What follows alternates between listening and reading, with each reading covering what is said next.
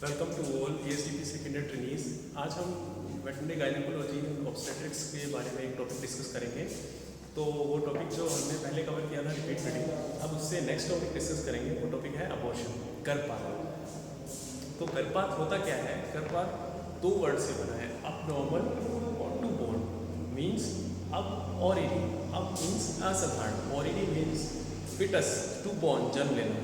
ठीक है, तो अबॉर्शन किसको बोलते हैं? अबॉर्शन बोलते हैं कि गर्भकाल के उपरांत या गर्भकाल से पहले, जो सामान्य गर्भकाल होता है उसके बाद या फिर उससे पहले मृत या फिर असामान्य भ्रूण का जन्म लेना गर्भपात कहलाता है। मतलब ऐसा भ्रूण जन्म लेता है जो या तो मरा हुआ होता है या फिर जन्म के तुरंत बाद मर जाता है। और ज़्यादातर ये देखा गया है कि जब ऑर्गेनोजेनेसिस होता है, जो कि 5 महीने के लगभग शुरू के बाद गर्भकाल में होती है, तो इस अवस्था में फिटस के संपूर्ण अंगों का निर्माण हो जाता है और फिटस पहचाना जा सकता है।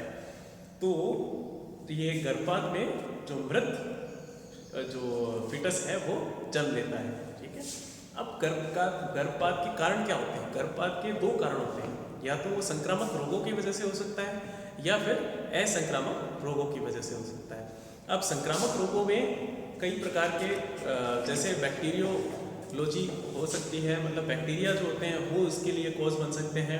फिर कई वायरस होते हैं वो इसका कॉज बन सकते हैं। फिर कई फंगस या फंफूद होते हैं वो इसका कारण बन सकते हैं।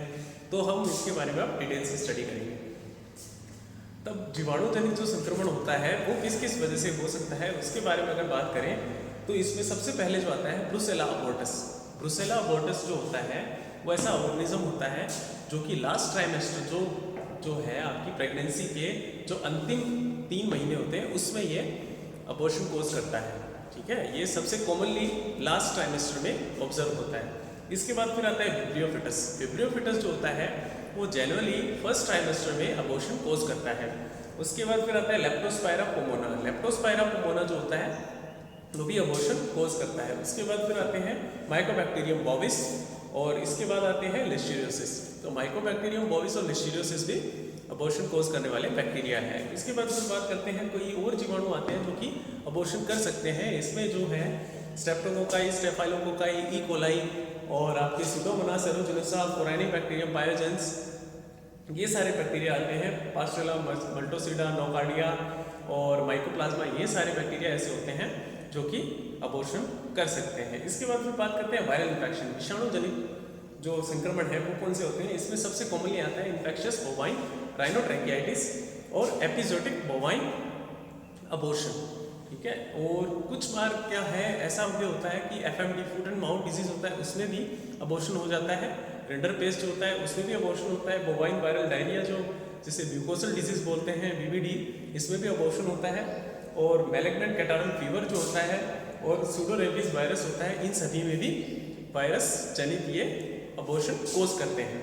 उसके बाद फिर माइकोटिक और फंगल इन्फेक्शन आते हैं जो फफूंदी जनित रोग होते हैं।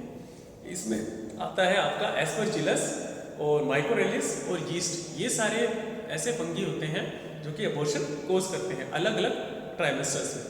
इसके बाद फिर आते हैं परजीवी जनित प्रोटोजोअल इन्फेक्शन। कौन कौन से होते हैं?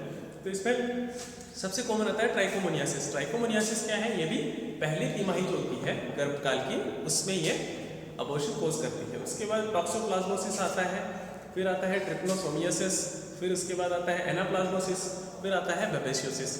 ये सभी परजीवी जनित रोग है जो कि क्या करते हैं? अबॉर्शन करते हैं अलग अलग समय में। अब ये बात की संक्रामक रोगों की वजह से अबॉर्शन की। अब फिर बात करते हैं असंक्रामक रोग जो कि या तो रसायन जनित होते हैं या फिर ये औषधियों से होते हैं या फिर कुछ टॉक्सिक प्लांट्स ऐसे होते हैं जो इन्हें कोज करते हैं। तो इसके बारे में डिटेल से अब पढ़ेंगे।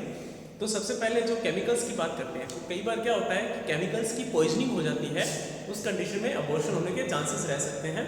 जैसे ज़्यादातर कॉमनली होती है नाइट्रेट पॉइजनिंग या फिर ऑर्गेनिक पॉइजनिंग होती है, उनकी वजह से अबॉर्शन हो जाता है। फिर आती है औषधियाँ, तो इसमें कॉमनली आती है sodium iodide, ergot, carbon tetrachloride और फिनोथाइजिन।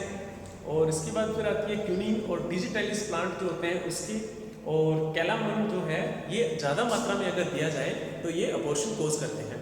फिर इसके बाद फिर आते हैं और जो टॉक्सिक प्लांट्स होते हैं, तो इसमें हाइड्रोजन साइनाइड जो होता है उसकी पॉइजनिंग की वजह से, या फिर गोसीपोल जो होता है कॉटन में होता है जो, उसकी वजह से भी अबॉर्शन हो जाता है। इसके बाद कुछ अन्य कारण आते हैं, जैसे ट्रॉमा हो गया, कोई एक्सीडेंट हो गया, या फिर बाहर से कोई इंजरी हो गई, या फिर ट्रांसपोर्ट के दौरान पशु गिर जाता है या फिसल जाता है, उससे भी अबॉर्शन के चांसेस रहते हैं।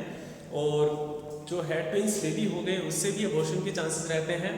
और एलर्जी जो होती है उसकी वजह से भी कई बार अबॉर्शन हो जाता है।